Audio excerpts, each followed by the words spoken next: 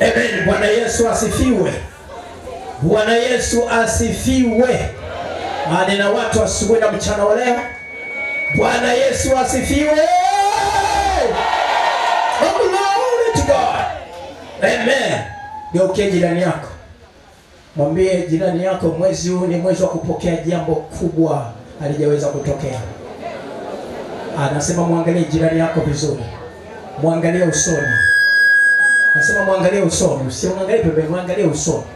Mwambie mwezi huu ni mwezi wa kupokea jambo kubwa ambalo hujawahi kulifikiria katika maisha yako. Zamu yako imefika katika jina la Yesu. Amen. Yesu, makofi ya shangwe na vigelegele. Leo ilikuwa ni zamu yangu ya kusimama katika hii madhabahu. Sema amina. Sasa kwa sababu ninaye mtumishi wa Mungu ambaye ametoka mbali kwa ajili yetu, basi mimi naomba nisimame kidogo pembeni, nisimame na nguo yangu kuanzia Jumapili ijayo. Bwana Yesu asifiwe sana. Na neno na wewe mwezi mzima huu, tumalizie mwezi wa 6. Haleluya. Maana Bwana ametuwezesha kumaliza nusu ya mwaka, si ndio? Kwa hiyo lazima kuna kitu lazima kifanyike huu mwezi. Bwana Yesu asifiwe sana. Sasa naamini kwamba Mungu amempa kitu mtumishi wa Mungu kwa ajili yetu. Kwa hiyo kaa kidogo kwa unyenyekevu wa ziada. Sio ule wa Askofu Michael Peter, wa ziada. Bwana Yesu asifiwe sana. Mwambie jirani yako, kaa katika unyenyekevu wa ziada leo. Bwana Yesu asifiwe sana.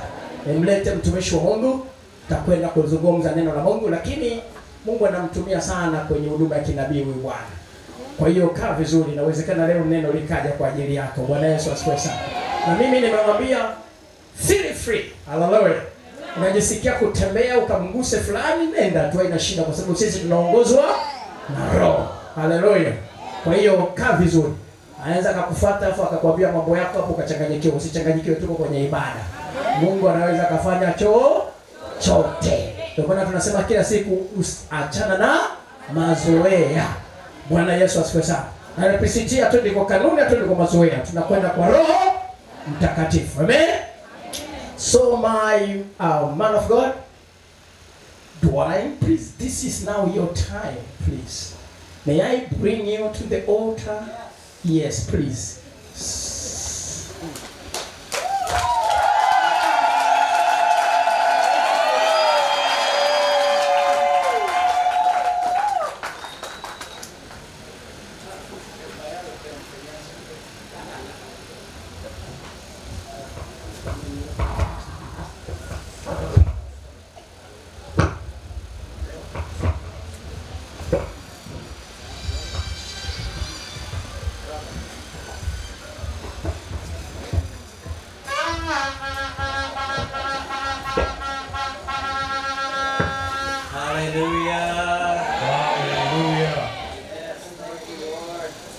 Asante Bwana. What a great day to be in the house of the Lord. Ni siku nzuri sana kuwepo nyumbani mwa Bwana.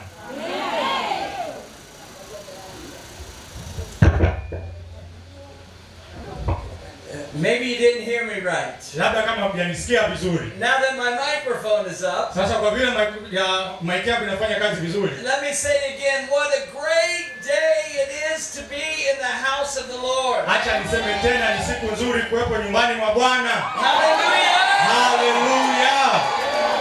We are sitting in a place of opportunity, a place of miracles. Tumekaa sehemu ya fursa, sehemu ya miujiza. Because when God's children gather, kwa sababu watoto wa Mungu wakikusanyika, their Father is with them. Baba anakuwa nao. And He is preparing to do something amazing today in this service. Na anajiandaa kufanya kitu kizuri kwenye hii ibada ya leo. Let me ask you, what did you come expecting labda today? nikuulize leo ulikuja unatarajia nini? What did you come anticipating Ulikuja today? unategemea nini? Did you come needing healing? Ulikuja ukihitaji uponyaji? Did you come not knowing Jesus today? Ulikuja umjui Yesu leo? Well, this is a day of change and transformation. Leo ni siku ya mabadiliko. Because whenever we open up the Word of God, kila tukifungua neno la Mungu, then life begins uzima unaanza kumiminwa kwa kila mtu aliyepo, Because there is life in the Word of kwa God. sababu kuna uzima ndani ya neno la Mungu. My name is Dr. Dwight Bennett. Jina langu ni Dr. Dwight Bennett. I come to you from Columbus, Ohio, Ninakuja kutoka Columbus, Ohio, where I pastor a church called Redeemer's Church. ambapo nachunga kanisa inaitwa Redeemer's Church, kanisa la Redeemers. And when they wake up 8 hours from now, Na wakiamka baada ya masaa 8 kutoka sasa, they're going to be doing the same thing. watakuwa wanafanya kitu hiki. They're going to be worshiping Watakuwa na abudu and believing na kuamini and expecting na kutarajia and na anticipating kutegemea that God is going to do something tremendous in kwamba this Mungu church. anaenda kufanya kitu kikubwa All around the world today, dunia nzima leo, in a 24-hour cycle. ndani ya masaa 24. The Church of Jesus Christ Kanisa la Yesu Kristo is coming together to worship the King. linakuja kukusanyika kumwabudu And the mfalme. King, the Bible says, Na Biblia inasema mfalme that he inhabits the praise of his people. na anaishi sehemu ya ibada ya watoto wake. That means when we praise him, Hiyo inamaanisha kwamba tunapomsifu that he is here with us. anakuwa nasi hapa. I love when you sing, you are Yahweh. Napenda mkiimba you are Yahweh. We acknowledge you are our King, Tunatambua kwamba wewe ni mfalme wetu. able to do incredible things. Una uwezo wa kufanya vitu vikubwa. And today is going to change somebody's Na life. leo inaenda kubadilisha maisha ya mtu. Today somebody is going to leave this place Na leo mtu anaenda kuondoka hapa much better than when they came akiwa in. bora zaidi kuliko alipokuja. Because we serve a God Maana tunamtumikia Mungu who is able to do ambaye ana uwezo wa kufanya exceedingly and abundantly more zaidi ya kile tunachoweza kufanya sisi. than we can ever imagine. Na zaidi ya kile tunachoweza kufikiria. The Bible says his thoughts are way beyond our Biblia thoughts. inasema mawazo yake ni zaidi ya mawazo yetu. And so I want to encourage you Sasa today nataka nikutie moyo leo that we are going to have a touch from God kwamba leo tunaenda kuwa na mguso wa Mungu that is going to bring transformation. ambao utaleta mabadiliko, Because every time we open up the Word of kwa God, sababu kila tukifungua neno la Mungu we can never remain the same. hatuwezi kubaki kama tulivyo. Can somebody say amen? Mtu aseme amina. Amina. Listen, Sikilizeni, before I get started, kabla sijaanza, I want to tell you about an amazing person in my life. nataka niwaambie kuhusu mtu mzuri sana maishani mwangu. Today I bring you greetings Leo niwaletea salamu from my bride who I've been married to for 45 years. kutoka kwa mwali wangu ambaye nimeoana naye kwa miaka 45. She sends her greetings and her love to you. Anatuma salamu zake na upendo wake. And listen, I have a secret for you. Nasikilizeni na siri kwa ajili yenu. Though we've been married for 45 years, Ingawa tumeoana kwa miaka 45, though we have 3 daughters japo tuna watoto watatu, mabinti watatu who are all married to great men, ambao wote wameolewa na wanaume wakuu, and we have 9 grandchildren, na tuna wajukuu 9, even though all of that is in our life, japo haya yote hapo maishani mwetu, we are still on our honeymoon. bado tupo fungate. Come on now. Piga makofi. I am more in love with my wife today Ninampenda mke wangu zaidi leo than the day when I was 18 years old. kuliko kipindi kile nikiwa na miaka 18, And I told her I do. na niliposema kwamba tunafunga ndoa. Listen, having a great partner is an amazing thing. Sikiliza, kuwa na mwenza mzuri ni kitu kizuri. And so I hope that you can fall in love with your spouse Natumaini kwamba na wewe pia utampenda mwenza wako in the same way that I am in love with mine. jinsi ambavyo na mimi nampenda wa kwangu. Now, Sasa let's get to work. tuanze kazi. Let's get busy. Tuanze kazi. Are we okay? Is anybody here to listen to the Word of God today? Tuko sawa? Kuna mtu yuko hapa kusikiza neno la Mungu leo? Hallelujah. Listen, before I do that, Kabla sijafanya hivyo, I've been praying this morning nimekuwa naomba asubuhi ya leo and asking God to give me a word for this church. nikimwomba Mungu anipe neno kwa ajili ya kanisa hili. I think my microphone is dying again. Is it dying? Microphone yangu inasumbua? Hallelujah. Hallelujah. Yeah, it's dead. Yeah. It turned off.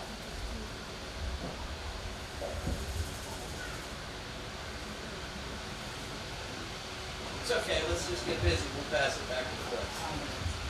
Well, no need to waste any time. So, what's that?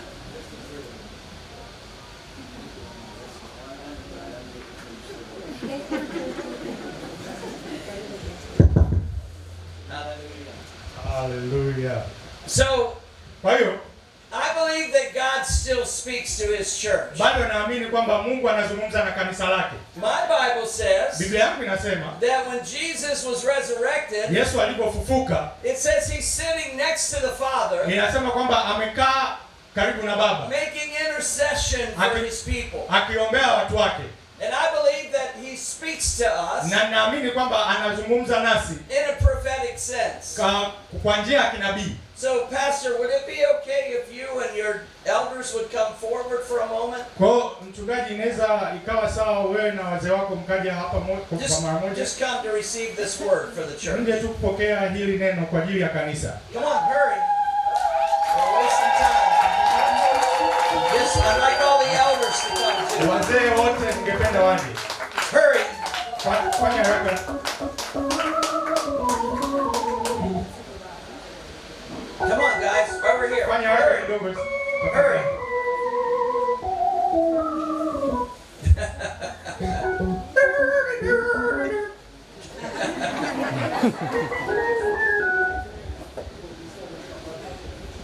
This is I want you all to be here because this is what I believe the Lord is sharing. Nataka wote mwepo hapo kwa sababu naamini hiki ndicho Mungu anazungumza. Now, to everyone who is sitting in this congregation, Sasa kwa watu wote ambao wamekaa kwenye kusanyiko hili, this word is for you. hili neno ni kwa ajili yako, And it'll be led by your leadership team. na itaongozwa na viongozi wenu. And this is a good word. It's an encouraging word. Ni neno zuri na ni neno la kutia moyo. And so, pastor and leadership team, Kwa hiyo mchungaji na uongozi mzima, the Lord is saying to me this morning Bwana anasema na mimi asubuhi ya leo that the times of transition are behind you. kwamba wakati wa mabadiliko yapo nyuma yenu, And that the times of transformation are ahead of you. na nyakati za mabadiliko au kupiga hatua ipo mbele yenu. Make sure you get this right. This is important.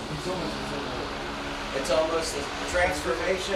And, okay, transition means you're going from one place to another. Transition maana yake kwamba unatoka sehemu moja kwenda nyingine. Transformation means when you're at that place, Transformation inamaanisha kwamba ukiwa kwenye sehemu hiyo, that lives are going to be changed. kwamba maisha ya watu yanaenda kubadilika. God showed me that thousands of lives Mungu alinionyesha kwamba maelfu ya watu are currently lining up in this area wapo maeneo haya that will be changed in the days ahead. ambao watabadilishwa maisha yao siku zijazo.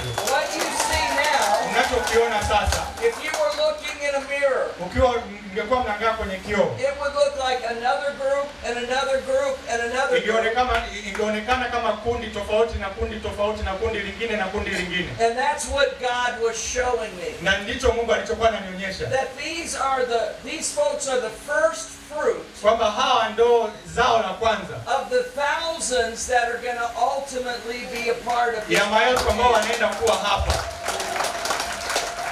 I believe that God is saying to everyone here Naamini kwamba Mungu anasema na kila mtu hapa that you are pregnant with the destiny of the Lord. kwamba mna ujauzito wa hatima ya Bwana. Now, when you're pregnant, you are incubating something inside of you. Ukiwa na ujauzito kuna kitu ndani yako kinakuwa au kinaota.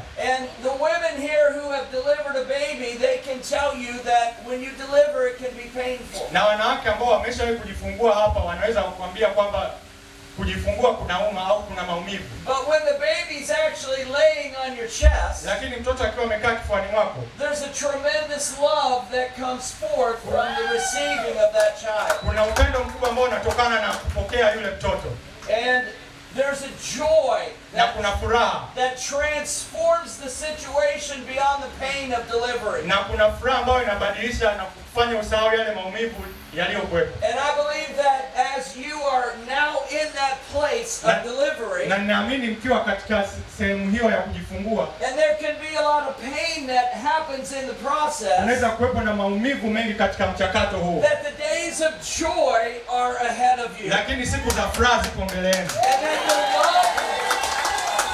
the love that has been poured out for this work to happen, Na upendo ambao umemiminika kwa ajili ya hii kazi kuweza kufanyika, that love is going to carry this church to its next destiny. huo upendo utabeba kanisa hili kwenda kwenye hatima yake inayofuata. And there's going to become a clarity Na kutakuwepo na uwazi to this leadership team kwa timu ya viongozi of exactly the large destiny that you have. na kutakuwepo na uwazi wa kile ambacho ile hatima ambayo umeibeba au mnayo. Don't let that destiny scare you. Hiyo hatima isiwaogopeshe. Don't let the days ahead worry Siku you. za mbeleni zisiwaogopeshe, Because God is with kwa you. sababu Mungu yuko pamoja And nanyi. if God is with Na you, Mungu akiwa pamoja nanyi, then who can be against nani you? anaweza kuwa dhidi yenu? Now, God delivers blessing in unity. Sasa Mungu anatoa baraka kwa umoja. That's what the Bible says, not me.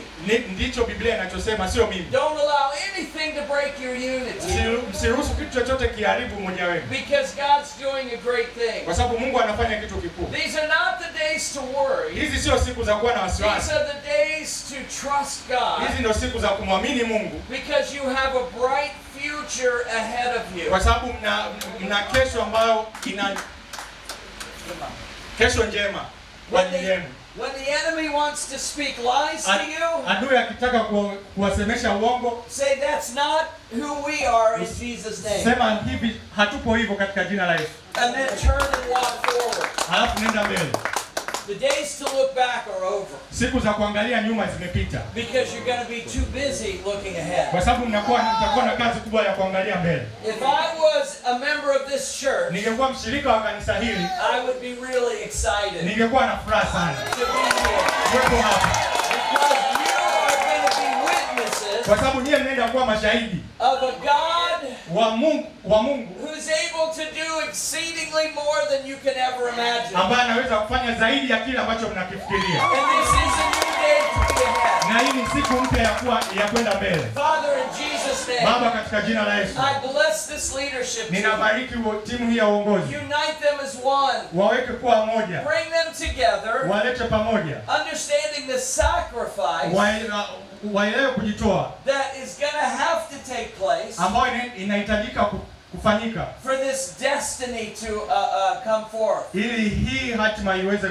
kuzaliwa. Father, I thank you for this church Baba, nakushukuru kwa ajili ya hili kanisa and all of the future leaders that are in this body. na kwa ajili ya viongozi wa kesho waliopo hapa. Prepare them today Waandae leo, because they're going to have to step kwa forward sababu watahitaji kwenda mbele to help to care for the thousands kuweza kusaidia wale maelfu that you're bringing into the future. ambao unawaleta kesho. Father, I thank you for this house. Baba, nakushukuru kwa ajili ya nyumba hii, A house that you love, nyumba ambayo unaipenda, a house that you transform, nyumba ambayo unaibadilisha, and a house that you're taking to the next destiny. nyumba ambayo unaipeleka kwenye hatima inayofuata. So Father, we just give you praise Baba, today. tunakupa sifa leo. You're a good God. Wewe ni Mungu mzuri, In Jesus' name. katika jina la Yesu. Amen. Amen. Hallelujah. Haleluya. Let me ask you, leaders, can you receive that word? Mmepokea hilo neno viongozi? But can you embrace that word? Mnaweza kulipokea au kulikubali? Yes? Sawa? Okay, and so be prepared Sawa, mjiandae for all the wonderful things that are ahead of you. kwa ajili ya vitu vizuri vilivyopo mbele yenu. Stand in unity. Msimame kwa umoja, Don't let anything break it. isitokee kitu kikavunja. God bless you guys. Mungu awabariki. Thank you, House. Asante.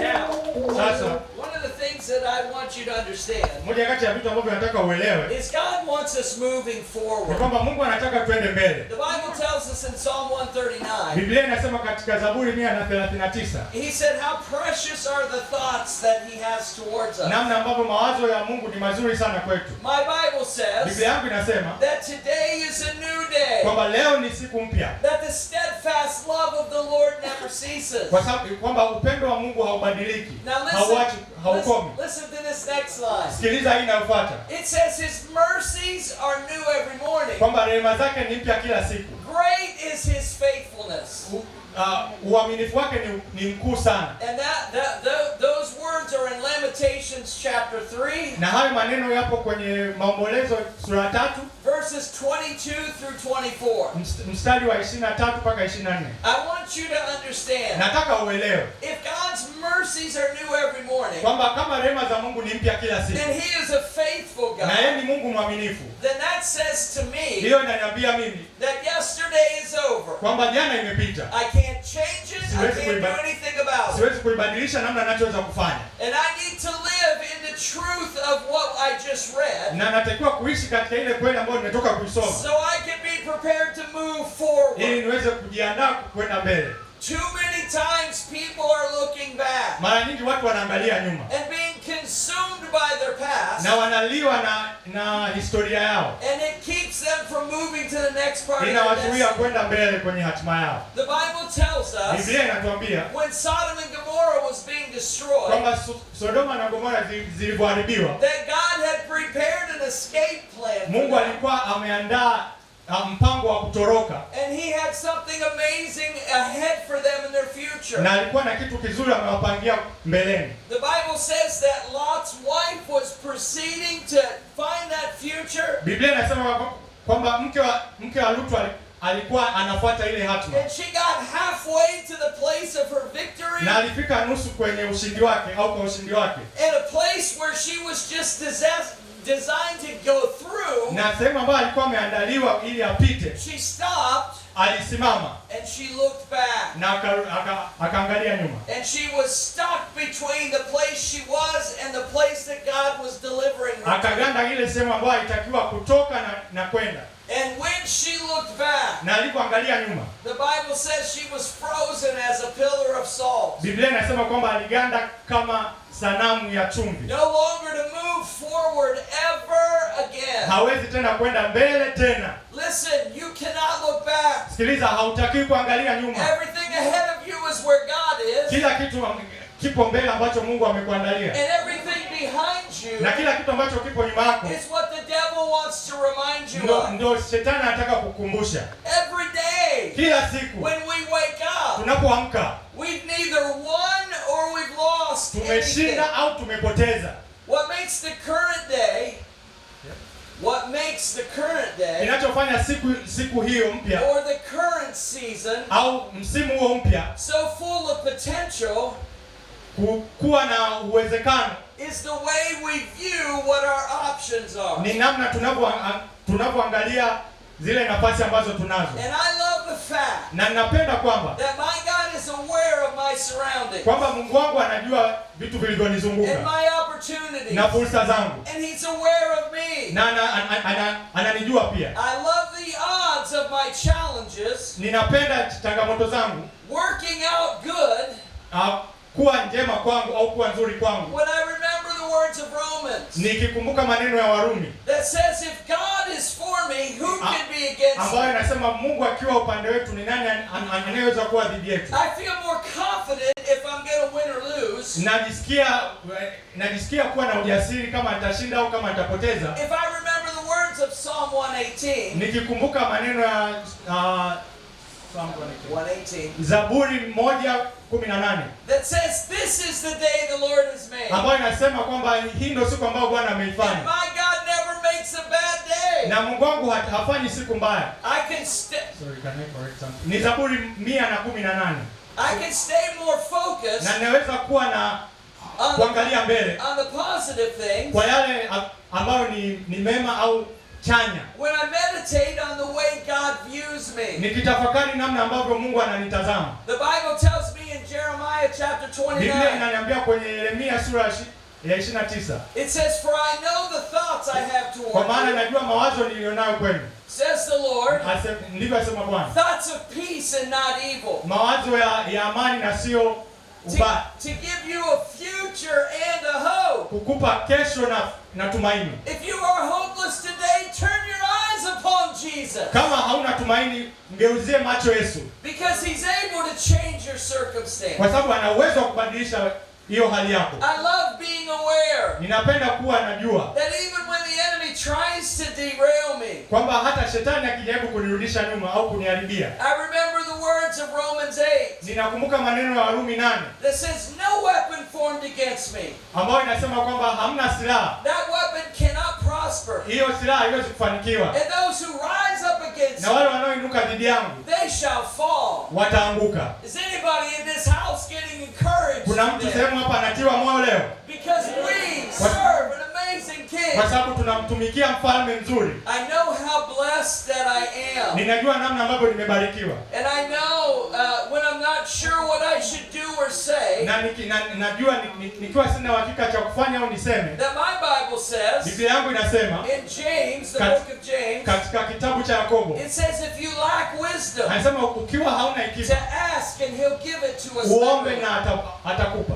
Anything I need to know, God has the answer. Chochote ambacho nahitaji kujua, Mungu ana majibu. I love when it seems like I can't take another step. Napenda nikiwa katika hali ambayo siwezi kupiga hatua I inayofuata. think of the words of the Apostle Paul Nafikiria maneno ya Mtume Paulo in Philippians chapter 3, katika Wafilipo sura ya 3. when he says, I press on, Anaposema nachuchumilia, I move forward naenda mbele in the name of Jesus. katika jina la Yesu. Now, all of these things I say to you today, Sasa haya yote nawaambia leo because I want you to know kwa sababu nataka ujue that we were not designed Kwa to sababu be defeated. hatukuumbwa kushindwa. We were designed to be more than overcomers in Christ Jesus. Tuliumbwa kuwa washindi na zaidi ya washindi katika Kristo Yesu. And I want you to know Na nataka ujue that you might not be in a place today that you want to be, kwamba unaweza ukawa sehemu ambao hauitaki kuwa but leo, if you stay focused on lakini God, ukiendelea kuangalia mbele na kumtazama Mungu, that I guarantee you your life will change. na kuhakikishia maisha yako yatabadilika, Because our kwa God sababu Mungu wetu is an amazing ni God Mungu mzuri sana, who is true to his promises. ambaye anatimiza ahadi zake. Can I get an Naweza amen? nikapata amina. Hallelujah. Amen. Today I want to talk to you Leo nataka kuzungumza nani about the extravagant love of God. kuhusu upendo uliopitiliza wa Mungu. In 1983, Mwaka 1983 my life was transformed. maisha yangu yalibadilishwa. That's the day in January when I asked Jesus to take control of my life. Hiyo ndio siku mwezi wa kwanza ambao nilimwambia Yesu achukue maisha yangu. Many of my friends and family, Marafiki zangu wengi na familia they asked me, why do you spend so much time traveling around the world? wananiuliza kwa nini unatumia muda mwingi unasafiri dunia nzima? Why do you serve Jesus? Kwa nini like you unamtumikia do? Yesu vile unavyofanya? And the truth is, Na ukweli ni kwamba on that day in 1983, hiyo siku mwaka I 1983 found something worth dying for, nilipata kitu ambacho kinastahili hata kufia. and I live each day like there's no tomorrow. Na naishi kila siku kama vile hamna kesho. Like today is the only day left in life. Kama leo ndio siku iliyobaki duniani. And Maisha. there's a desperate thing inside of me Na kuna kitu chenye uhitaji ndani yangu to make sure everyone that I come in contact with ambacho kinanifanya kila ninayekutana naye is fully aware of the extravagant love that God has for you. anaelewa ule upendo uliopitiliza wa Mungu alionao kwenu. What do I mean by extravagant? Na maanisha nini kwa kitu kilichopitiliza au kilichopita kiasi? The word extravagant means this: Hili neno linamaanisha hivi: spending more than is necessary. kutumia zaidi ya kile kinachohitajika. Do you know that the Bible says Jesus paid a ransom for our life? Unajua kwamba Biblia inasema kwamba Yesu alilipa gharama kwa ajili yetu, And the very ransom he paid cost him his entire life. na ile gharama aliyolipa ilimgharimu yeye maisha yake yote. And that's an extravagant amount of love. Na huo ni upendo uliopitiliza. Another definition for extravagant is this: Maelezo mengine kuhusu hili neno extravagant ni kwamba it exceeds the bounds of reason and understanding. inazidi mipaka ya kufikiria au uelewa. Okay, so the third thing extravagant is, Kitu cha tatu ambacho hili neno linamaanisha it's going beyond ni kwenda zaidi what is expected or deserved.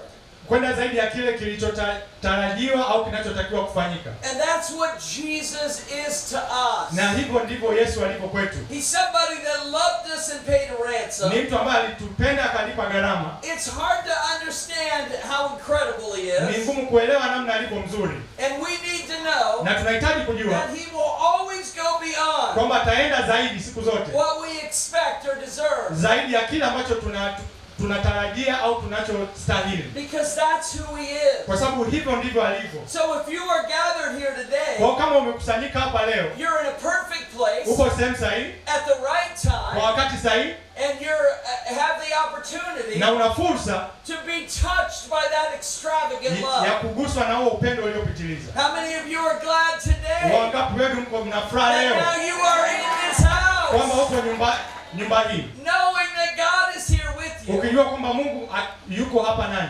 Preparing to do something good. Anajiandaa kufanya kitu kizuri maishani mwako. Amen. Amina. I'm going to ask my friend. Nenda kumwomba rafiki yangu. If he'll read from the Gospel of John. Kama atasoma kwenye Injili ya Yohana. In the 10th chapter. Sura ya 10. Verses 14 through 18. Mstari wa 14 mpaka wa 18. If you have your Bibles, turn there. Kama una Biblia yako unaweza kufungua. And the reason I want you to turn, na sababu kwa nataka ufungue, is because I want you to see it for yourself. Nataka ujionee wewe mwenyewe. Listen. Sikiliza. When somebody is preaching at this pulpit, mtu akiwa anahubiri hapa madhabahuni, it's not enough for them to know the word. Haitoshi kwa wao wenyewe kujua neno. It's critical that you know the word. Ni muhimu na wewe ujue neno. Amen. Amina. Come on now. Twende. Go ahead and start reading. Yohana 10. Yohana sura ya 10 mstari wa 14 inasema, mimi ndimi mchungaji mwema, nao walio wangu na wajua, na walio wangu wanijua mimi, kama vile Baba anijuavyo, nami nimjuavyo Baba, nami nautoa uhai wangu kwa ajili ya kondoo. Na hao kondoo wengine nao ambao si wa zizi hili, na hao nao imenipasa kuwaleta, na sauti yangu wataisikia. Kisha kutakuwako kundi moja na mchungaji mmoja. Ndipo Baba anipenda, kwa sababu nautoa uhai wangu ili niutwae tena. Hakuna mtu aniondoleaye, bali mimi nautoa mwenyewe, nami ninao uwezo wa kuutoa, ninao uwezo wa kuutwaa tena. Agizo hili nalilipokea kwa Baba yangu. Go ahead and read to 18. Read more. I read up to it. You go right up to 18. Well, look at you. You're a step ahead of me. Hey, does anybody have a napkin or something that I could use? Now, I want you to see something here. Nataka uone kitu hapa. In verse 10, mstari wa 10, Jesus is explaining to his disciples Yesu anawaelezea wanafunzi wake that there is an enemy out there, kwamba kuna adui huko nje, and his purpose in life na kusudi lake is to steal from you, ni kuibia, to kill you, kuua, and to destroy everything about you. na kuharibu kila kitu chako. But he said, I'm different. Lakini akasema mimi niko tofauti. I've come that you could have life. Nimekuja muwe na uzima. And life more abundantly. Na uzima uliopitiliza. That word abundantly means a super overflow. Yaani hilo neno kupitiliza ni kwamba kuwepo na mtiririko mkubwa sana. A surplus over and above.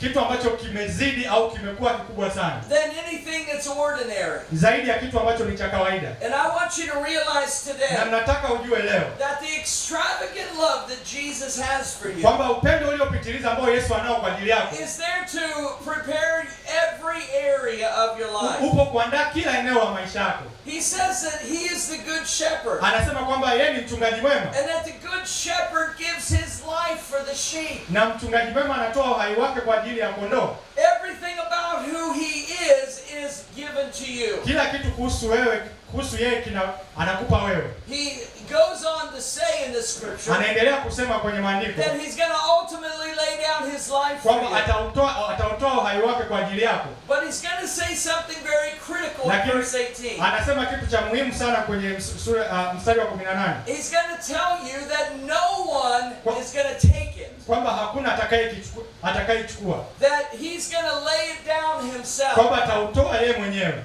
You have to understand. Unatakiwa uelewe. The Jews didn't take his life. Wayahudi hawakuchukua maisha The uhai Roman wake. soldiers didn't take his life. Wanajeshi wa Kirumi hawakuchukua He uhai could wake. have came down on that cross anytime he wanted Angetaka to. kushuka kwenye ule msalaba, angetaka muda wote. But he chose not to. Lakini alichagua kutokufanya hivyo. Because he had to be the critical sacrifice for you. Kwa sababu yeye ndo alitakiwa kuwa sadaka kwa ajili yako. There's no other way to the Father except through the Son. Hakuna njia ya kwenda kwa Baba bali kupitia Mwana. And if you're here today Na kama upo hapa leo and you've never asked Jesus to be your Savior, haujawahi kumwambia Yesu awe mwokozi wako, you have no pathway for eternity. hauna njia ya kuishi milele. You can't work your way into heaven. Huwezi ukaingia mbinguni. You can't talk your way into heaven. Huwezi ukazungumza au You kuomba can't kuingia just be mbinguni. good enough to get to heaven. Huwezi ukawa mema wa kutosha kuingia mbinguni. The only ticket to heaven is Jesus. Tiketi pekee ya kuingia mbinguni ni Yesu.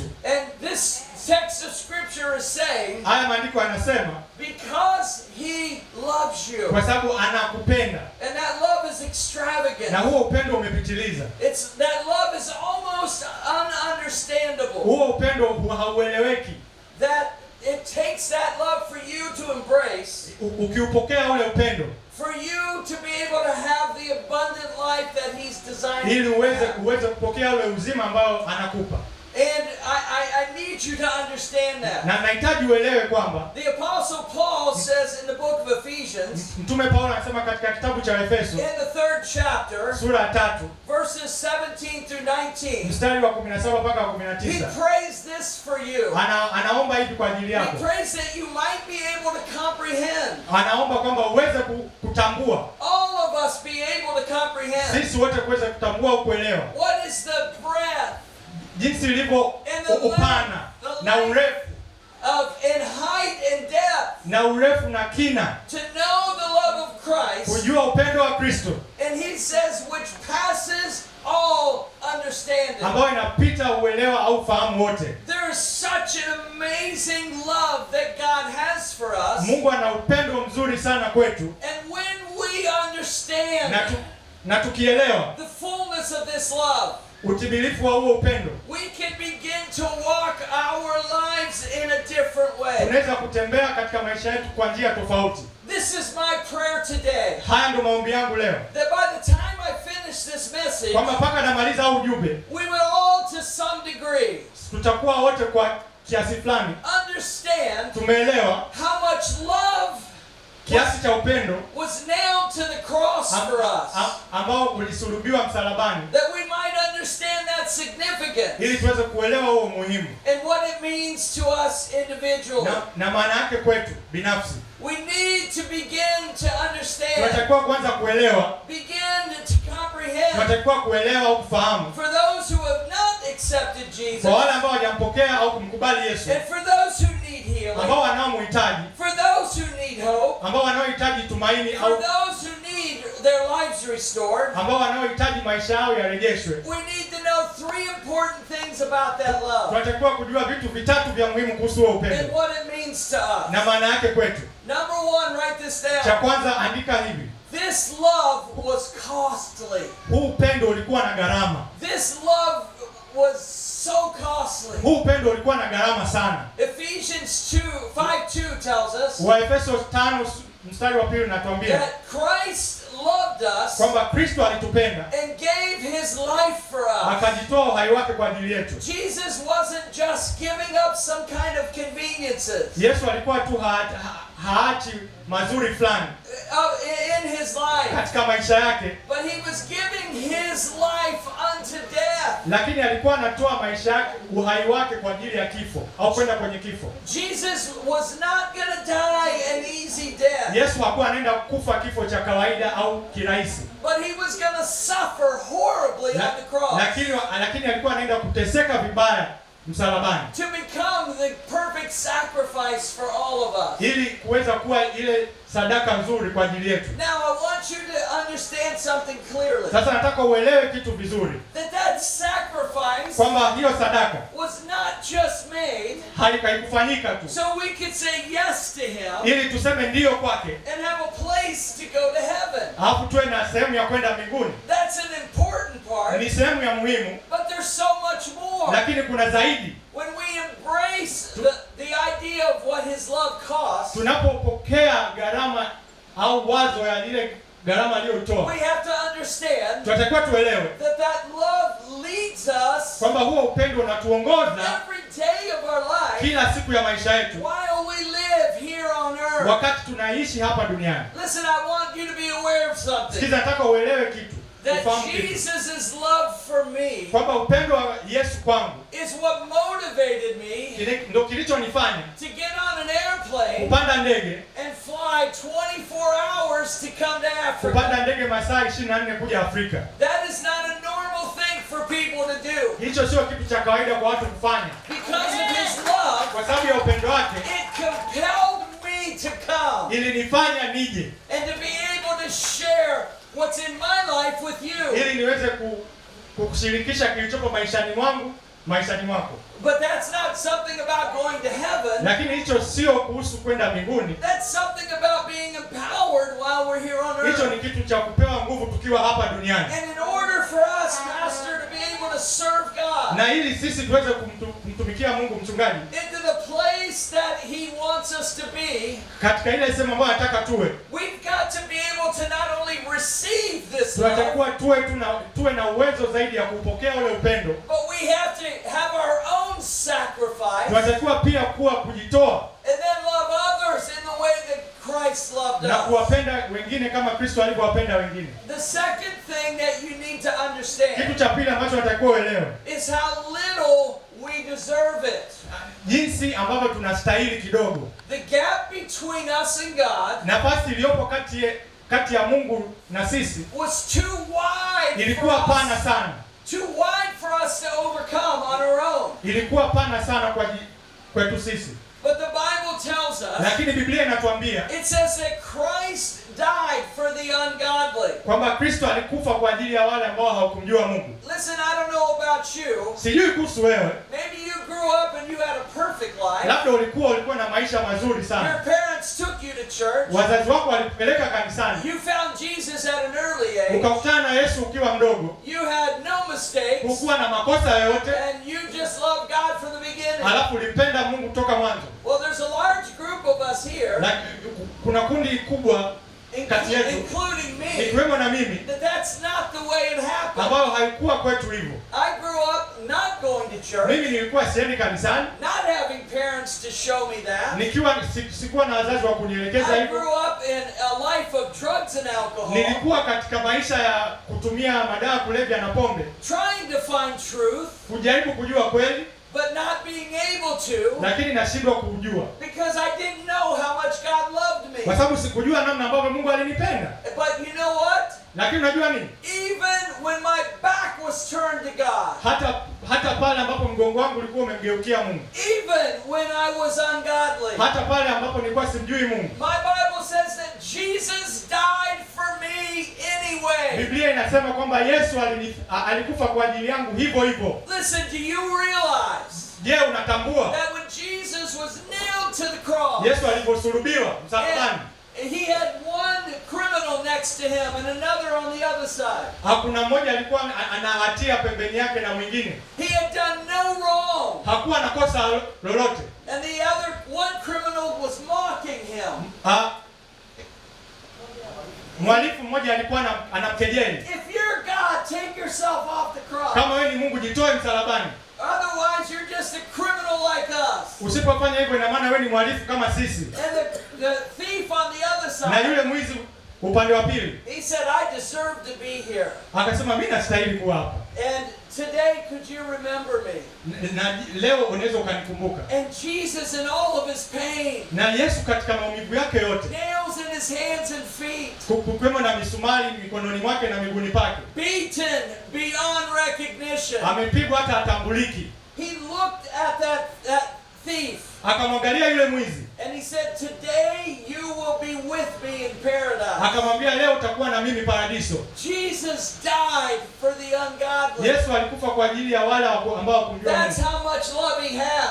Huo ndio upendo aliokuwa nao. Hicho ndio kiasi cha upendo alichokuwa nacho. Listen, understand something. Sikiliza, elewa kitu. That Jesus didn't die just for his current friends. Kwamba Yesu hakufa kwa ajili ya marafiki zake wa muda huo tu. He didn't die for his closest family members. Hakufa kwa ajili ya familia yake tu. But he died, the Bible says, for the sinful. Alikufa kwa ajili ya wenye dhambi. For the wicked. Wale waovu. For the dreadful. Kwa wale ambao wana hofu. For the profane and the evil. Kwa wale waliokuwa wanafanya uovu. Even for the ones who would continue to reject him. Hata kwa wale ambao wangeendelea kumkataa. That's a lot of love. Huo ni upendo mwingi sana. And that's why his love can be hard to understand. Na ndio maana ni ngumu sana kuelewa upendo wake. So God loves you. Kwa Mungu anakupenda. God is preparing to do something amazing in your life. Mungu anajiandaa kufanya kitu kizuri sana kwenye maisha And yako. if you're here today, Na kama upo hapa leo, you have not embraced the love of Jesus. na haujaupokea ule upendo wa Yesu. God has you here for a purpose. Mungu amekuleta hapa kwa sababu To hear these words. uweze kusikia haya maneno. And to know that there's nothing you can do. Ili uweze kujua kwamba hamna To unachoweza become kufanya. any more prepared. Kujiandaa zaidi. To come to him. Kwenda kwake. And so today's your day. Kwa leo ni siku yako. So many people say, yeah, when I get it together, I'll come to Jesus. Watu wengi wanasema nikishajipanga nitaenda kwa Yesu. Well, good luck with that. Haya. Nakutakia mafanikio mema kwenye Your hilo. life is a mess because you don't have Jesus. Maisha yako yameharibika kwa sababu hauna Yesu. He will be the one that cleans you up. Yeye ndo atakayekusafisha. He is the one that delivered me from alcohol. Yeye ndo aliyenifanya niache pombe. He is the one that delivered me from drugs. Yeye ndo aliyenikomboa kwenye kutumia madawa ya kulevya. His love is what transformed me. Upendo wake ndio ulionibadilisha. I am not the same that I used to be. Sipo kama nilivyokuwa. And it's because of him. Na ni kwa sababu yake. He has changed my life. Yeye amebadilisha maisha yangu. Romans 5 says. Warumi 5 inasema. One would hardly die for a righteous man. Mtu hawezi kufa kwa ajili ya mwenye haki. Maybe for a good man. Labda kwa ajili ya mtu mwema. One would die. Mtu anaweza akafa kwa ajili yake. But God demonstrates his love to us. Lakini Mungu anaonyesha upendo wake kwetu. That while we were still sinners. Wakati tukiwa bado wenye dhambi. Christ died for us. Kristo alitufia. Listen, this is for you who are saved. Hii ni kwa ajili yenu ambao umeokoka. Matthew chapter 5. Mathayo 5. Verses 43 through 48. Mstari wa 43 mpaka 48. We're being very challenged in that scripture. Tunapewa changamoto kwenye hayo maandiko. And Jesus is saying it's not enough to love those who love you. Yesu anasema kwamba haitoshi kuwapenda wanaokupenda. But he calls us to even love our enemies. Anatuambia tupende na adui zetu. Wow. I say. You know God's touched your life. Unajua Mungu amegusa maisha yako. When you begin to pray. Unapoanza kuomba. For the one who hurt you deeply. Unamwombea yule aliyekuumiza sana. Find Jesus Christ as their personal savior. Unamwombea aweze kumjua Yesu kama Mwokozi wake. Listen, you'll know that you truly understand forgiveness. Unajua kwamba unaelewa kweli msamaha. When you reach out to the evil one. Unapowatafuta waovu. And offer them salvation through Christ Jesus. Na kuwapa ukombozi wa Yesu Kristo. We all know how hard it is to love the ones we love. Wote tunajua namna ilivyo ngumu kuwapenda wale tunaowapenda. And to love the unlovable, now that's difficult, isn't it? Sasa kuwapenda wale ambao hawapendeki ni ngumu sana, si ndio? How many of you have some unlovable people in your life? Wangapi wenu mna watu ambao hawapendeki maishani mwenu? I know I do. Mimi najua nao. I'm glad there's 3 or 4 of us that have some. Nimefurahi kwamba kuna 3 au 4 pia ambao wanao. I'm glad the rest of you don't know any sinners. Na nashangaa wengine wenu hamjui wenye dhambi wengine. God calls us to be a light in the darkness. Mungu anatuita tuwe nuru katika giza. And today I'm here to shine a light. Na leo niko hapa kuangaza hiyo nuru. So that we can understand this love. Ili tuweze kuelewa huu upendo. That is deeper than any ordinary human love. Ambao ina kina zaidi ya upendo wa kibinadamu.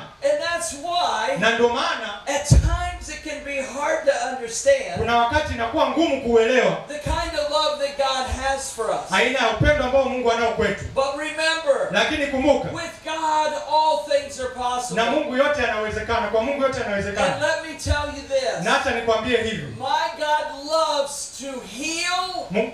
Mungu wangu anapenda kuponya, To restore. kurejesha, To bring hope. kuleta tumaini, And to change and turn around your circumstances. na kubadilisha hali zenu au hali yako.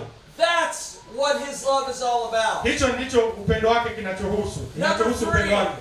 Ya tatu, You have to understand this. unatakiwa uelewe hivi That God's love kwamba upendo wa Mungu has lavish benefits. ina faida nyingi. There are benefits to be a child of God. Kuna faida za kuwa mtoto wa Mungu. Now listen to what 1 John 3 says. Sasa sikiliza Yohana wa kwanza inasemaje? Yohana wa kwanza sura ya 3 inasemaje? See how great a love Angalia upendo ulivyo mkubwa the Father has bestowed upon us, ambao Baba ametupa that we should be called ili tuitwe the children of God. kuitwa watoto wa Mungu. The word bestowed there means, Lile neno kutupa au kupewa it means to present something as a gift or a prize. inamaanisha kwamba kutoa kitu kama zawadi. And so what that scripture says, Sasa haya maandiko inachosema that the Father has given us a gift. kwamba Baba ametupa zawadi. And I want to tell you something Na today. nataka kuambia kitu leo. There's no greater gift that you could receive, Hakuna zawadi nzuri kubwa ambayo unaweza ukapokea. no greater gift that can change you Hakuna zawadi ambayo inaweza more than the ikakubadilisha gift of the love of God. zaidi ya upendo wa Mungu. All the money in the world cannot change Pesa zote duniani haziwezi kubadilisha what you need more than the love of God can. unachohitaji zaidi ya upendo wa Mungu. How do I know that? Najuaje hivyo? Because there's a lot of rich people in Kwa America sababu kuna matajiri wengi Marekani who are very sad, ambao wana huzuni, they're very unhappy. hawana furaha. They thought that their money would give them peace, Walijua pesa zao zitawapa amani, but it didn't. lakini haikuwapa. They thought their money would ultimately give them joy, Walijua kwamba pesa zao but zitawapa furaha. it didn't. Hazikufanya hivyo. You see, human beings Unajua wanadamu are made up of a spirit and a soul and a body. wana nafsi, wana roho na mwili, And unless na labda the spirit connects with the God of the universe, na labda roho iweze kuunganika na Mungu, it doesn't matter what we own, haijalishi tunamiliki nini, it will never fulfill us. haiwezi kututimiliza. Money cannot heal you. Pesa haiwezi kuponya, Money cannot bring you salvation. pesa haiwezi kukupa wokovu, Money cannot make the blind see and the lame walk. pesa haiwezi kufanya vipofu kuona na vilema kutembea. Only love can do that. Upendo pekee ndio inaweza kufanya hivyo. Hallelujah. Somebody say amen. Haleluya, mtu aseme amina. If you don't understand what love means, Kama uelewi maana ya upendo, it's like this. ni hivi. It's like when you go to receive something Ni kama unapoenda kupokea kitu, and you get something more than you expected. ukapokea zaidi ya kile ulichotarajia kupokea. That's what God is. Ndivyo Mungu alivyo. When I came to say yes to Jesus, Nilipokuja kusema ndio kwa Yesu, what He did in my life was way more than I expected. alichokifanya maishani mwangu ilikuwa ni zaidi ya kile nilichotarajia. When I fell in love with His love, Nilipoanza kuupenda upendo wake, my destiny in life was totally transformed. hatima yangu maishani ilibadilishwa kabisa. And what I thought I was in search of Na kile nilichojua kwamba natafuta and couldn't na find nilikuwa siwezi kukipata through work and those types of things, kupitia kazi na vitu vya aina hivyo, I found through Jesus. nilipata kupitia Yesu. Someone who paid the price for me. Mtu ambaye alipa gharama kwa ajili yangu. God loved us so much Mungu alitupenda sana that He would not just settle kwamba alikuwa hawezi kutulia for our sins and forgiveness, dhambi for us to have our sins forgiven. ili tuweze kusamehewa dhambi. Now I want you to listen to this. Sasa nataka usikilize hiki. Now when I was born, Mimi nilipozaliwa I had the DNA of Ruth and Harold Bennett.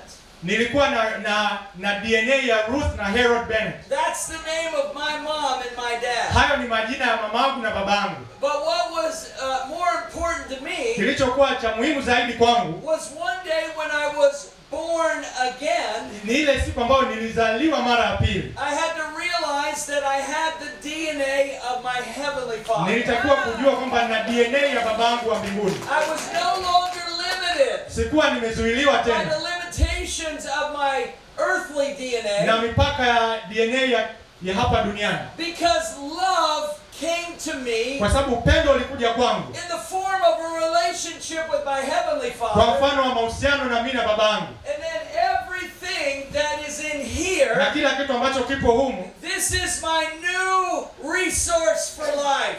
hii ndo chanzo changu cha maisha, And I had to learn how to live through the love of these pages. na nilitakiwa kujifunza kuishi kupitia upendo wa hizi kurasa, And learn that I was no longer limited by my natural na DNA. nilitakiwa kujua kwamba sijazuiliwa tena na DNA yangu ya hapa duniani. I love my parents, Napenda wazazi wangu, but they were not enough for me. lakini walikuwa watoshi kwangu. I love my parents, Na wapenda wazazi wangu, and I led them to Jesus. na mimi niliongoza kwa Yesu, And I know that now they are in heaven hanging out with him. na wanajua sasa hivi wapo mbinguni wanakula naye bata, But they did not offer me what I needed. ila hawakunipa kile nilichokuwa I nahitaji. needed something more. Nilikuwa nahitaji kitu zaidi, And I found it. na nilikipata, And I found it in the heart of Jesus. na nilikipata kwenye moyo wa Yesu. So when we become children of the Most High Kwa God, hiyo tunapokuwa watoto wa Mungu aliye juu, the core of our DNA msingi wa DNA yetu and causes us to be born again inatufanya tuokoke, as kuzaliwa mara ya pili children of a king, kama watoto wa mfalme, to give us his family likeness. kutupa mfano wa familia yake. Look at me. Niangalie, What you should see unachotakiwa kuona is not Dwight, sio Dwight, not Harold. sio Harold, Oh, you look like your dad. au useme unafana na babako, Not Ruth. sio Ruth, Oh, you look like your mother. unafana na mamako. I'm sorry, Bishop, that's not what I want you to see. Samani askofu, sitaki uone hivyo. When you see Dwight, Ukimwona Dwight, I want you to see Jesus. nataka umuone Yesu, Because Jesus is my king. kwa sababu Yesu ni mfalme wangu And God is my father. na Mungu ni babangu, And my life should show you na maisha yangu yanatakiwa that kuonyesha I'm a child of that king. kwamba mimi ni mtoto wa huyo mfalme. And the benefit Na faida of knowing him is this. ya kumjua ni hii: As children of God, kama watoto wa Mungu, we are all heirs sisi wote ni warithi of everything that heaven has in store for ya us. kila kitu ambacho mbingu imetuandalia, All the provision is ours. kila kitu ambacho kipo, That's John 14. na hiyo ni Yohana All the 14. wisdom we need is ours. Hekima yote ambayo tunahitaji ni ya That's kwetu. James chapter 1. Hiyo ni Yakobo sura ya kwanza. All the understanding for life, Ule ufahamu wa maisha yote it comes to us through that love. inakuja kwetu kupitia huo upendo. That's what Proverbs 3, 5, and 6 say. Ndicho Methali 3:4-5 inasema. You want to know why it's critical to read your Bible? Unajua ni kwa nini ni muhimu kusoma Biblia yako? Because it teaches you about your new DNA. Inakufundisha kuhusu DNA yako mpya. My Bible says Biblia yangu inasema that the old things of my life have passed away. kwamba mambo ya kale yamepita. It says, behold. Tazama. Everybody look at your neighbor and say, behold. Angalia jirani yako, mwambie tazama. No, like you mean it. Kama unamaanisha tazama. Yes, Ndio. all things have become new Ya kale yamekuwa mapya to those who know Jesus kwa Christ. wale wanaomjua Kristo Yesu. I will never be the same Sitokuwa kama nilivyokuwa because of the love of God. kwa sababu ya upendo wa Mungu. Listen to what the Bible says Sikiliza Biblia inachosema. in 1 Corinthians chapter 3. Wakorintho wa kwanza sura ya 3.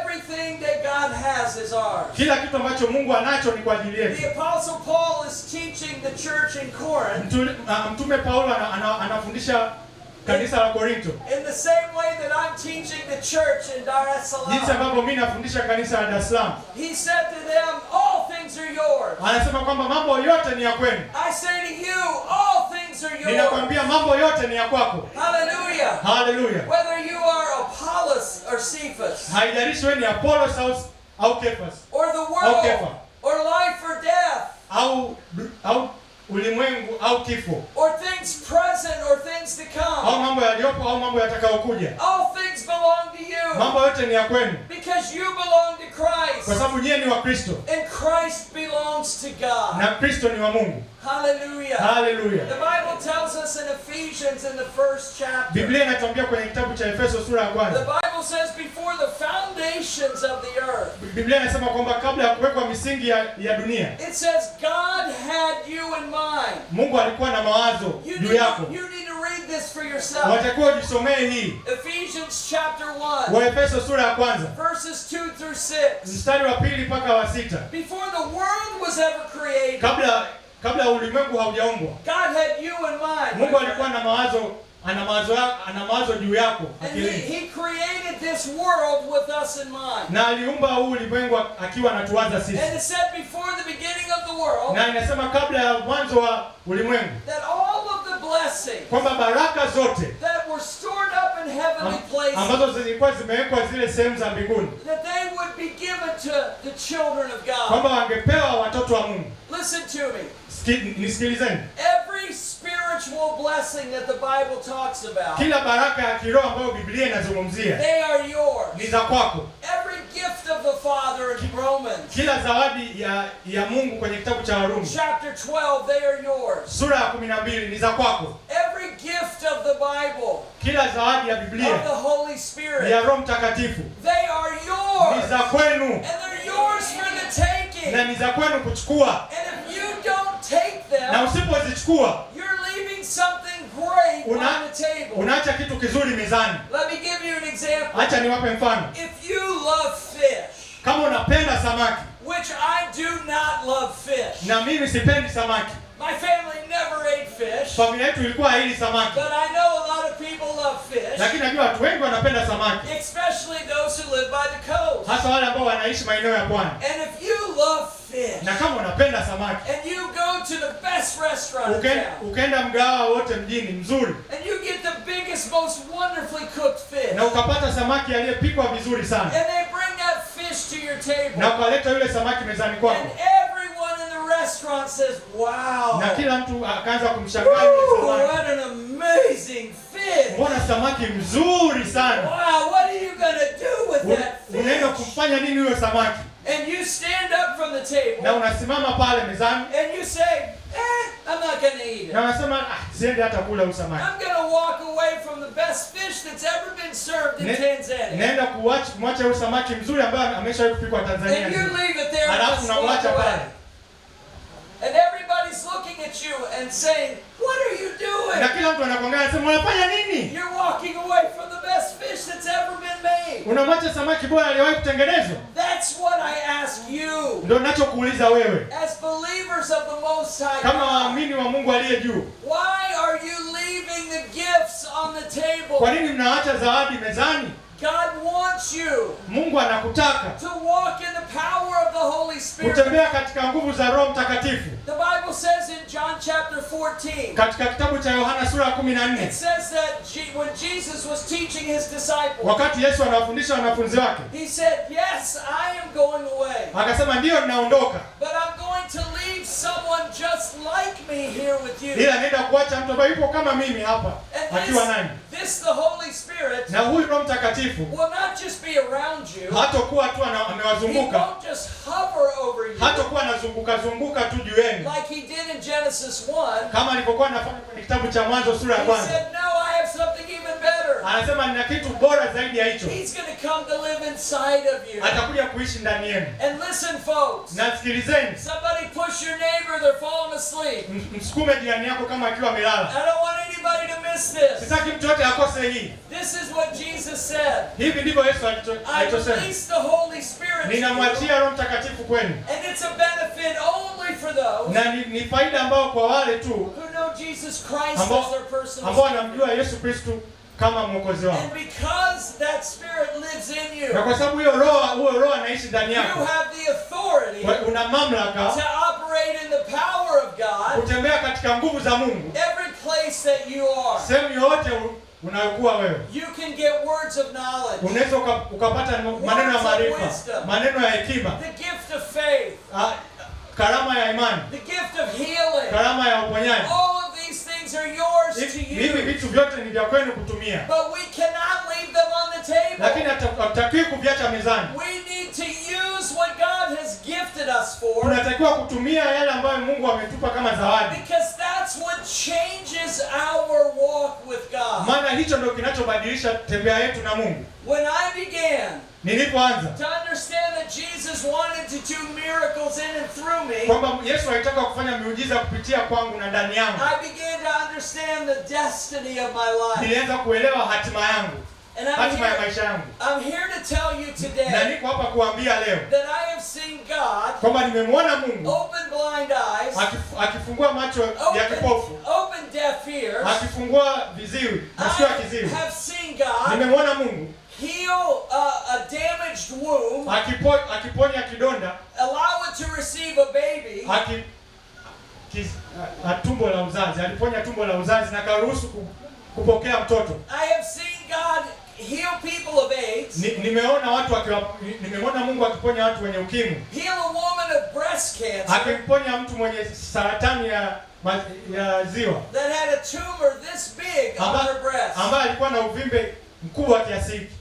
She was days from dying. Alikuwa ana siku chache tu ili But afe. God had something better for her. Lakini Mungu alikuwa na kitu kizuri zaidi kwa ajili yake. And his love came, na huo upendo wake ulikuja and dissolved that tumor ukaiusha huo uvimbe right before our eyes. mbele ya macho yangu. The doctors had given her days to live. Madaktari walikuwa wamempa siku chache za kuishi. But my Father restored life to her. Lakini baba yangu aliweka uzima ndani yake, alirejesha uzima ndani yake. You see, this is what love does. Hii ndicho upendo inachofanya. Love brings restoration. Upendo unaleta urejesho. Love brings change. Upendo unaleta mabadiliko. And I have been changed by the love of God. Na mimi nimebadilishwa na upendo wa Mungu. Now the third thing that's a benefit of the love, na kitu cha tatu ambacho ni faida ya huo upendo, is when we embrace the love of God, ni tunapopokea ule upendo wa Mungu. God gives us a position. Mungu anatupa nafasi. People ask me all the time. Watu wananiuliza mara nyingi. They say, Pastor, I'm not sure what I'm supposed to do for God.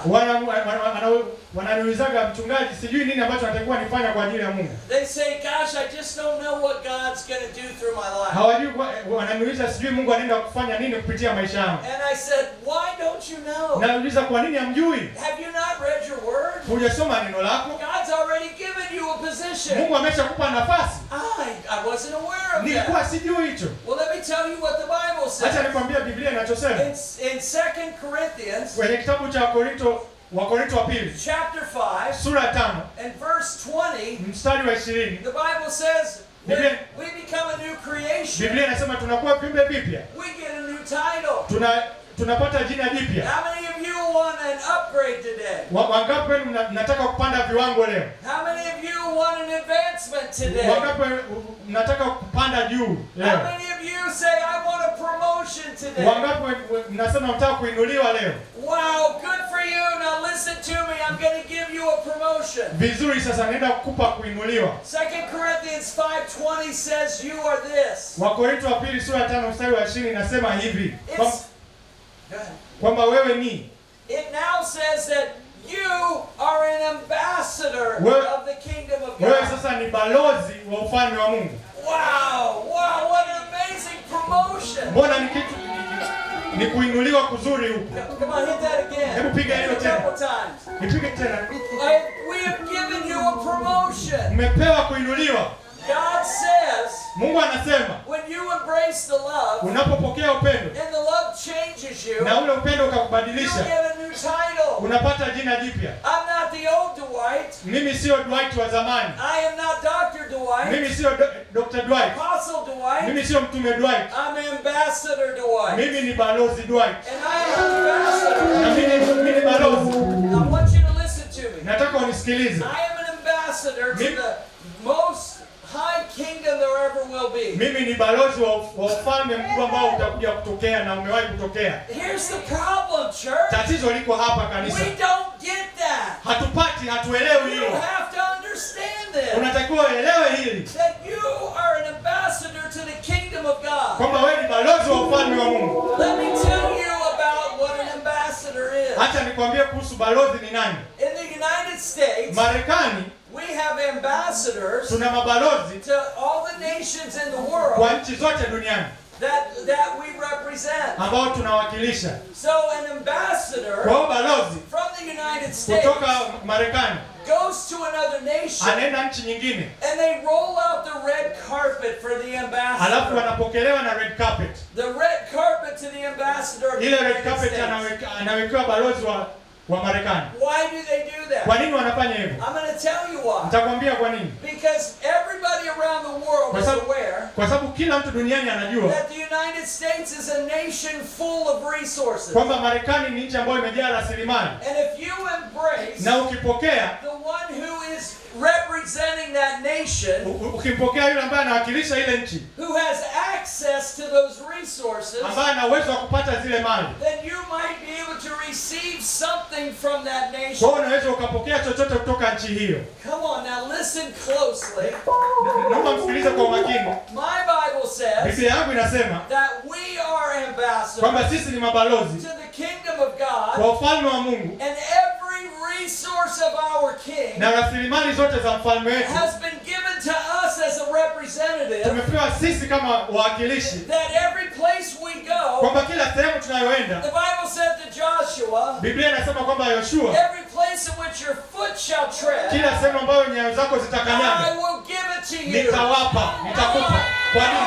Kwa nini? Because Joshua was an Kwa sababu ambassador Yoshua alikuwa ni balozi to the greatest kingdom there ever kwa was. ufalme mkubwa ambao utakuja kutokea na umewahi Every kutokea. battle he faced, Kila vita aliyokutana nayo, the God of the universe went before him Mungu alienda mbele yake, and began to destroy his enemies, akaanza kuharibu maadui zake even without firing an arrow. hata bila kurusha mshale.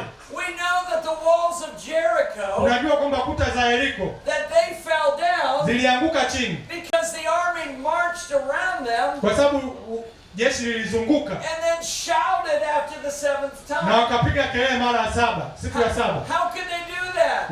Waliwezaje kufanya hivyo? Because the king told them, Kwa sababu mfalme I'm aliwaambia, going to give you the resource nitawapa rasilimali to bring down the walls of Jericho. kushusha hizo kuta za Yeriko, And this is how it's going to work. na hivi ndivyo inavyofanya kazi. Follow my instruction.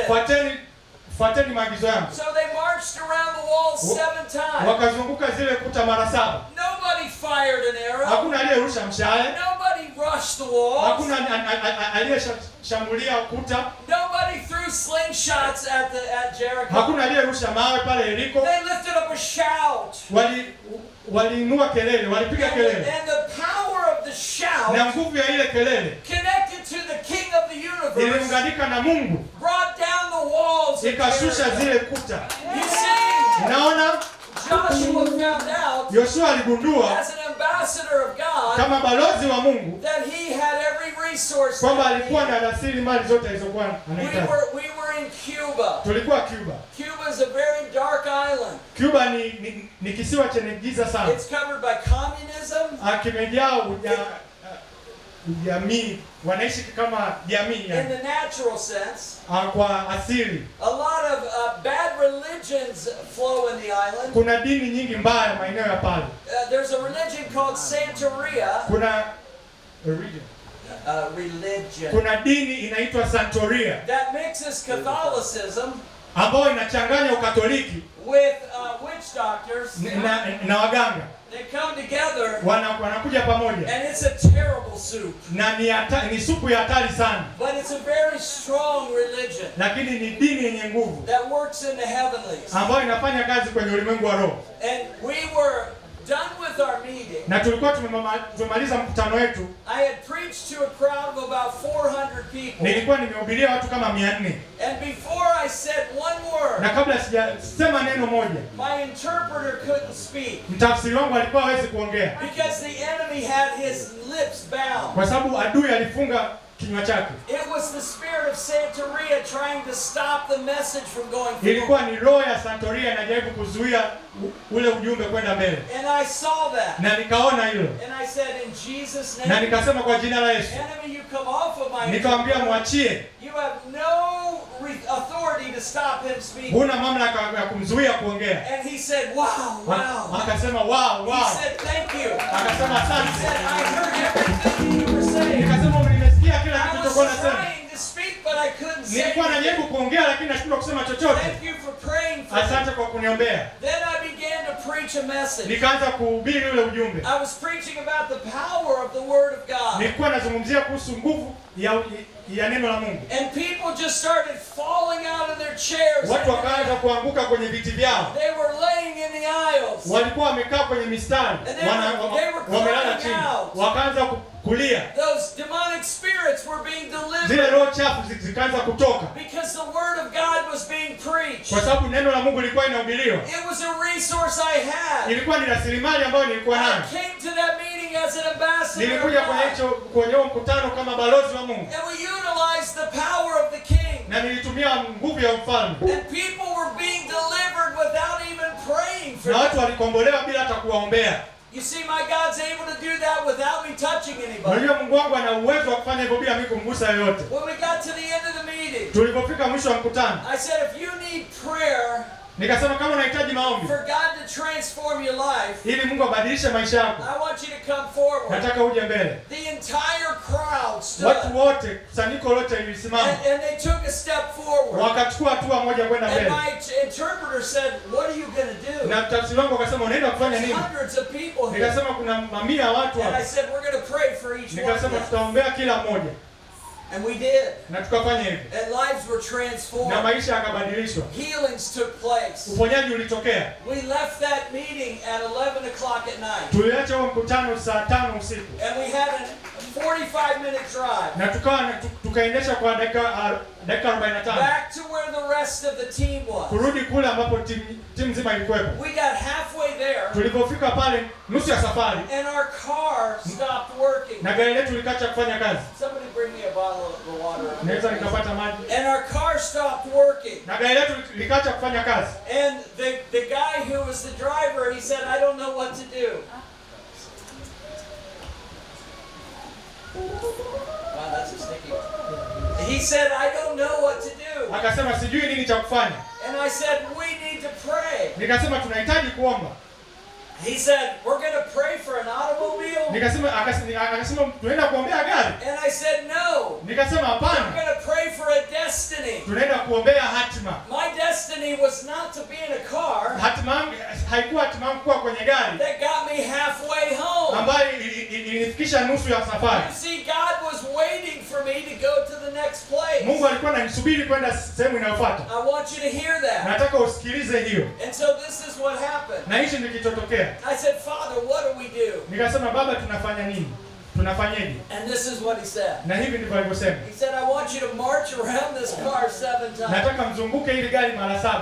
On the Mkitembea. 7th time, Mara ya 7, tell the driver to jump in mwambie dereva aingie ndani, and try to start the car. ajaribu kuwasha gari. And I will take care of your transportation. Na nitawasaidia kwenye usafiri wenu. You know, that sounds crazy. Unajua inaonekana kama uchizi. That you're going to march around the car. Kwamba unaenda kuzunguka gari mara And 7. then Jesus is going to be a mechanic. Na Yesu anaenda kuwa fundi wa gari.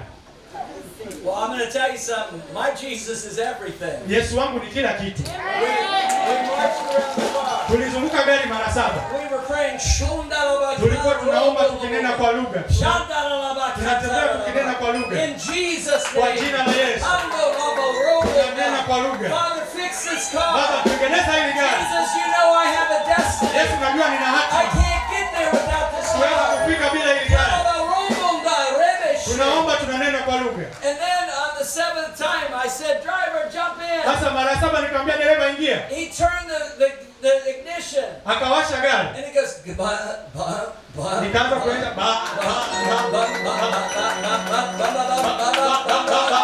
the car starts moving. na gari ikaanza kutembea. The car's moving, but we're back here. Na gari inaanza kutembea, sisi tuko huku nyuma. And the driver shouts, jump in. Dereva akasema kimbieni mwingie. So we start Tukaanza sprinting. kukimbia. The door's open. Hapo yako iko wazi. We jumped through. Tukaingia kwenye gari. My interpreter barely made it. Mtafsiri wangu akashindwa hata I kwenda. had to grab his Alibaki shirt kidogo, and pull tukamwacha. him in. Ilibaki kidogo tumwache. And within minutes, Na ndani ya dakika chache the car started running perfectly. gari likaanza kukimbia vizuri. That's what my God does. Hayo ndio Mungu wangu anataka kufanya. We get to the next place. Tunafika sehemu inayofuata. The place is on fire. imewaka moto ile sehemu. You can hear shouting and screaming. Unasikia makelele. And that's the place our team was. Na hiyo ndio sehemu ambayo timu yetu ilikuwa. And so I came into my buddy, I said, wow, you won't believe what happened. Nikaenda kumfuata rafiki yangu nikamwambia hutaamini kilichotokea. He goes, I don't want to hear about it now. Na mimi sitaki kusikia sasa hivi. He said, God is doing miracles in this meeting. Mungu anafanya miujiza kwenye huu mkutano. So he said, just stand by me, people are coming for prayer. Akaniambia nisimame naye, kuna watu wanakuja kwa ajili ya maombi. So there was a woman that began to come down the aisle. Kuna mwanamke akaanza kuja kwenye mstari. She was sweating. Cuba's very hot, just like this. Alikuwa anatoka jasho. Cuba pana joto sana kama hapa. Her skin looked green. Ngozi yake ilikuwa inaonekana ya kijani. I mean, she was in bad shape. Alikuwa na hali mbaya. Her hair had been falling out. Nywele zake zilikuwa zinaanguka, zinadondoka. And when she got close to us, na alipotukaribia, two men from the church, watu wanaume wawili kutoka kanisani. Listen to this, Bishop. Sikiliza hii askofu. They ran up in front of us and said, stop, stop. Walikuja mbele yetu wakajaribu kumzuia. They said, please don't touch her.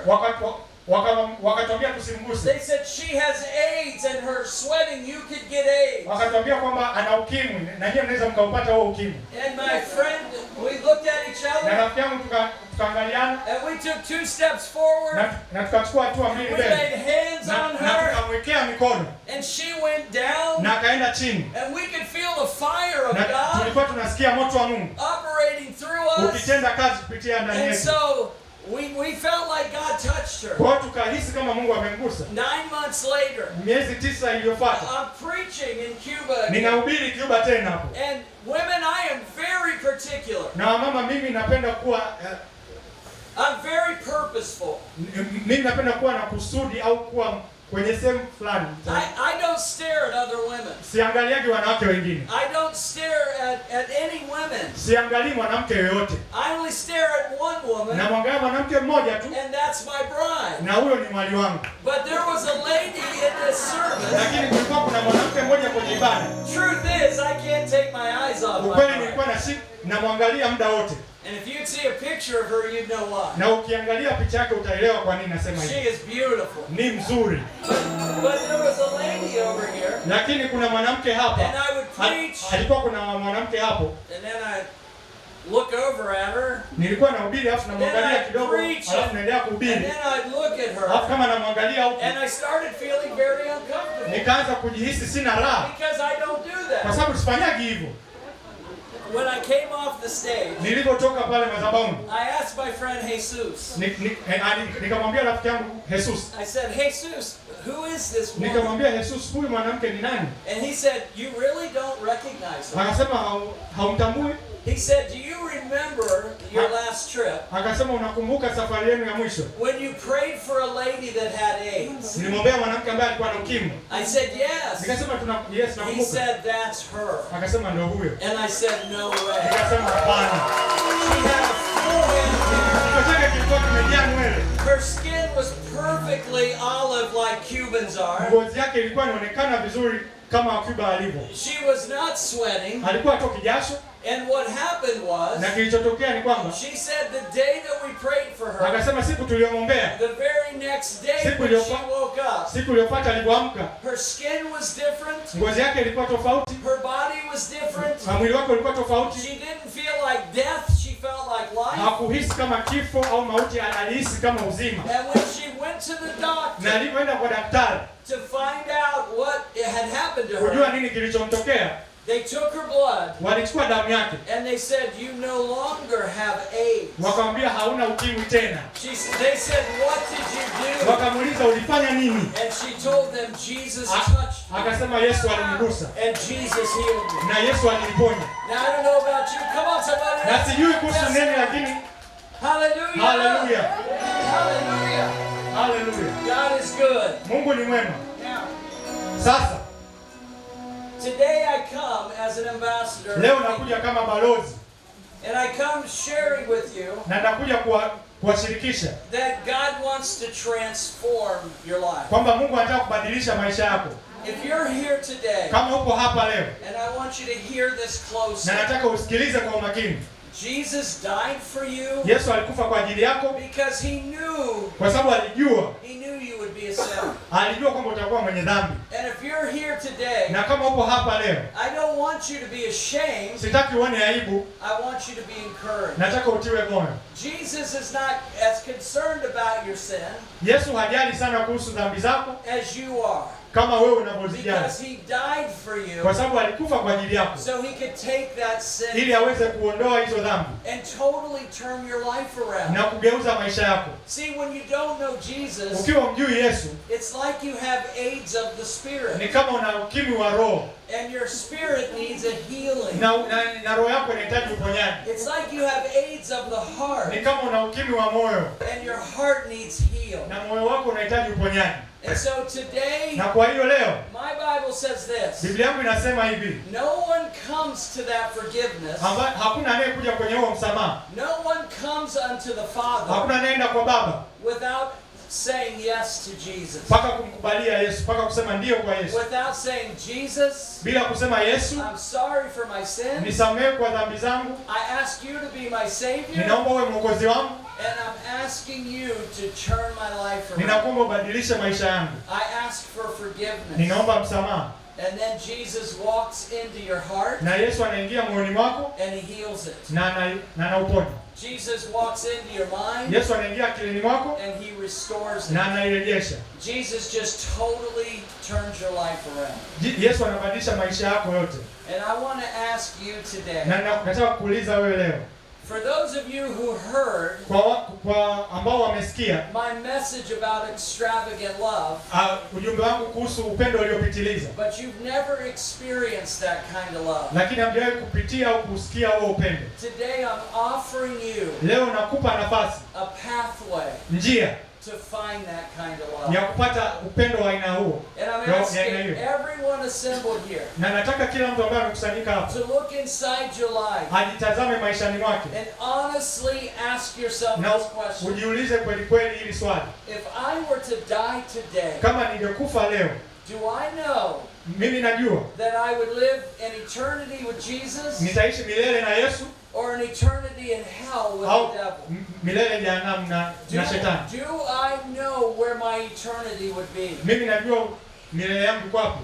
Well, I have to speak truth to you. Nataka nikwambie kweli, If you've not said yes to Jesus, kama hujasema ndio kwa Yesu, when you die, ukifa, all the years of your eternity will be lived in torment maisha yako yote ya milele utaishi katika mateso with an enemy that's tried to destroy na you. adui ambaye anajaribu kukuharibu. Remember John 10? Unakumbuka Yohana 10? He comes to steal, and Anakuja kill, kuiba, and destroy. kuua na kuharibu. He wants to destroy your eternity. Anataka kuharibu umilele wako, And he does it na anafanya hivyo by keeping you away from Jesus. kwa kuweka mbali na Yesu. But today you need to come. Lakini to leo Jesus. unahitaji kuja kwa Yesu. If you are here today Kama uko hapa leo and you say, Pastor, na unasema mchungaji, I want to receive the love of Jesus. nataka kupokea upendo wa Yesu, I want to have my sins forgiven. nataka dhambi zangu zisamehewe, I want my life to be nataka transformed. maisha yangu yabadilishwe, Not only here on this earth, sio hapa tu duniani, but for my eternity. kwa ajili ya umilele wangu. If that's you, Kama ni wewe, I want you to lift your hand right nataka now. uinue mkono wako, I want you to raise your hand right now. nataka uinue mkono wako. If you say, Pastor, I want to ask Jesus to be my Savior. Kama unasema mchungaji, nataka Yesu awe mwokozi wangu. I know there's people in this crowd Ninajua kuna watu hapa kwenye hili who kusanyiko have not asked Jesus to be their Savior. ambao hawajamwambia Yesu awe mwokozi wao. Thank you, sir. Lift your Asante. hands high. Lift your Inua hands mkono high. wako juu. Who else? What? Nani Thank you. mwingine? Thank you for lift your hands high. Keep them up. Inua mikono yako, inua mikono yako, Keep your hands high. inua mikono yako. Hallelujah. Thank you, Hallelujah. Jesus.